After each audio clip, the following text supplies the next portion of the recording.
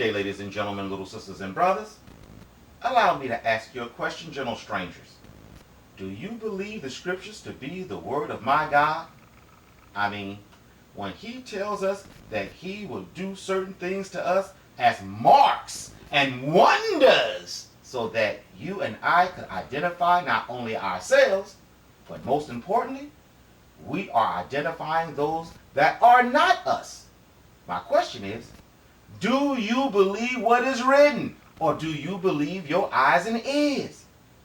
Yeah. We shall soon see, my friends. We shall soon see.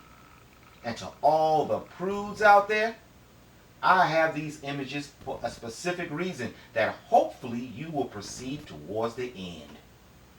Saying that, allow me to ask all of you gentle prudish strangers a question. When you read Psalms 144 in the Septuagint, what do you perceive? Who, me? I perceive a couple of things. One being it doo-wop ditties with 1/3 of Uncle Isaiah 3 and the beginning of 4 punishments for being haughty. I perceive everything we are currently discovering about the different and distinct enemies pursuing the chosen that are amongst us. What? Yeah, that's what I said. The 1/3 of the punishments. Listen up. There are 3 elements to their punishment.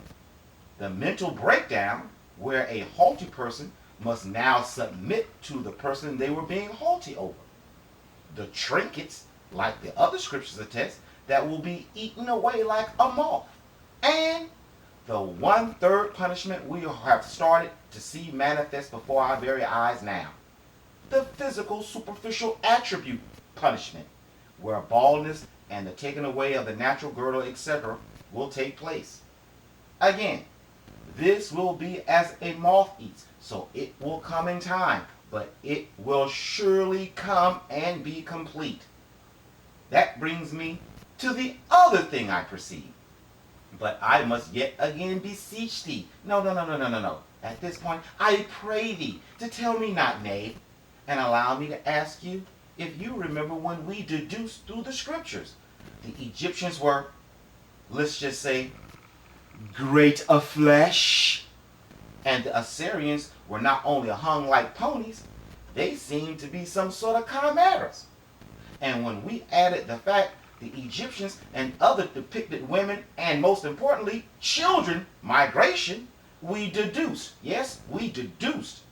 because a normal woman's vagina is only 3 to 7 inches stimulated, the women amongst us that are able to accommodate their strange flesh without a problem were designed to do so alongside their elongated counterparts. You know what I'm trying to say. If you remember that theory, check this out. Quote, "Blessed be the Lord my God, who instructs my hands for battle and my fingers for war. My mercy, my refuge, my helper, and my deliverer, my protector, in whom I have trusted, who subdues my people under me." Listen to this question. Lord, what is man that thou art made known to him? Or the Son of Man that thou take account of him? Stop. Bingo. For the scriptures to say, quote, "Lord, what is man that thou art made known to him? Or the Son of Man that thou takest account of him?" It can only mean Prince King David was talking about 2 different subjects. The simple mankind and the anointed one. But let's continue for more clues. Verse 4. Quote, "Man is like to vanity. His days pass as a shadow. O Lord, bow the heavens and come down. Touch the mountains, and they shall smoke. Send lightning, and thou shalt scatter them. Send forth thine arrows, and thou shalt discomfort them. Send forth thine hand from on high." Either it's his right hand, the anointed one, or his hand, the angel of the Lord? I can't tell yet. But listen up and closely.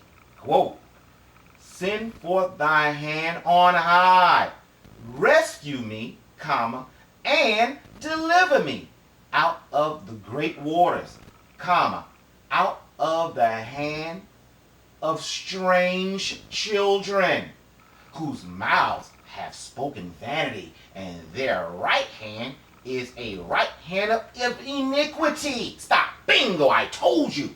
We were in the midst of angelic and Raphaim unawares. And as other scriptures attest, Raphaim Esau, the Kenite scribe, and the Psalms 83 oath gang speak vile words not only against the Most High, they speak it against the mountains of Israel and the people of Israel. And guess what? My God has heard them. But is little Miss Ivy and I the only people to realize when the scripture said, quote, rescue me, comma, and deliver me out of great waters, comma, out of the hand of strange children, whose mouth have spoken vanity, and their right hand is a right hand of iniquity. It can only mean our true enemies are knee-deep into the occult, just like the other scriptures attest. But let's continue for more clues. Verse 9, quote, O God, I will sing a new song to thee. I will play to thee a psaltery of 10 strings. Stop. Jimi Hendrix, who? He only played 6 strings at the most. Listen up and listen closely. Prince David is about to repeat himself, which to me can only mean what he is saying is extremely important. Verse 9, quote, O God, I will sing a new song to thee. I will play to thee on a psaltery of 10 strings, even to him who gives salvation to kings, who redeems his servant David from the hurtful sword. Deliver me and rescue me from the hand of strange children, whose mouths have spoken vanity, and their right hand is a right hand of iniquity, whose children are as plants. The strange children have children, meaning generation of killer weeds. Quote, whose children are plants, strengthened in their youth. Their daughters are beautiful, sumptuously adorned after the similitude of a temple. Their garners, storehouses, are full and bursting with one kind of store after another. Their sheep are prolific, multiplying in their streets. Their oxen are fat. There is no falling down of the hedge, nor going out, nor cry in their fold. Stop. Bingo! Brothers. So as you can plainly see, our enemy's strange flesh daughters of perdition are beautiful animals, not to be taken lightly. Once she has a grip and squeezes it tightly, you're in line for such a wonderful kiss, it will cloud your sight like the morning mist. But she has no compassion the minute after you're her slave, making stupid decisions to make sure that she stays paid. And if I have an Ivy scribe guess how some of their transfer happened too. But I know everything I just said about the beautiful, strange flesh daughters of perdition amongst us is true. I know it's all true because of what the scripture says next. Verse 15. Listen up and proceed. Quote, men bless the people to whom this lot belongs, comma, but blessed is the people whose God is the Lord. I'm going to read that again. Let me say it again. Men bless the people to whom this lot belongs, comma, but blessed is the people whose God is the Lord. Example, bingo. According to Google, the word but means used to introduce something contrasting with what has already been mentioned. Yet, nevertheless, however, on the other hand, by/in contrast, on the contrary, which can only mean if you are like Little Miss Ivy and know what a word is worth, you can plainly see when the scripture said, quote, men bless the people to whom this lot belongs, comma, but blessed is the people whose God is the Lord. It can only mean there are two different and distinct people, at least two different and distinct people, going under the same banner being talked about. Those that call you and are called blessed, and the chosen who are actually blessed.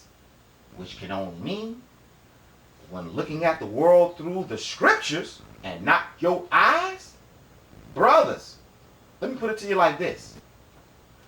When you're in love with a beautiful, strange woman, it's hard. When you're in love with a beautiful, strange woman, you go at it alone. Everybody wants her. Everybody loves her. Everybody wants to take your strange lady home. When you're in love with a beautiful, strange woman, you better watch your friends. When you're in love with a beautiful, strange woman, it never ends. You know that it's crazy. You want to trust her. Then somebody hangs up when you answer her phone. When you're in love with a beautiful, strange woman, you watch her eyes. When you're in love with a beautiful, strange woman, you watch for lies.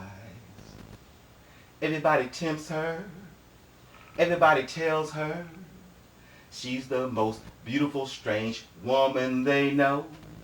When you're in love with a beautiful, strange woman. Brother, I don't know what to tell you, but the scriptures attest. Our sisters look a certain way. And I'm not talking about these chicks that spent $100,000, $10,000 to accentuate this, that, and the other, done change the whole body style. You know which ones I'm talking about. Natural beauties, this, that, and the other. As the scriptures attest, there it is. Strange flesh. They are amongst us. The scriptures say they are beautiful. Now, what are you going to do? How are you going to play it? You going to call the scriptures a lie? Are you going to look at this thing through your eyes and your heart and your emotions? Or are you going to look at this thing broad-based with all the knowledge that you know into one focal point, which means the scriptures, and say, wait a minute, my God is pinpointing these things out to us. It's up to you. I think I got one more for this particular series. Yeah. Thank you for looking at this video. My God's will, look for the next.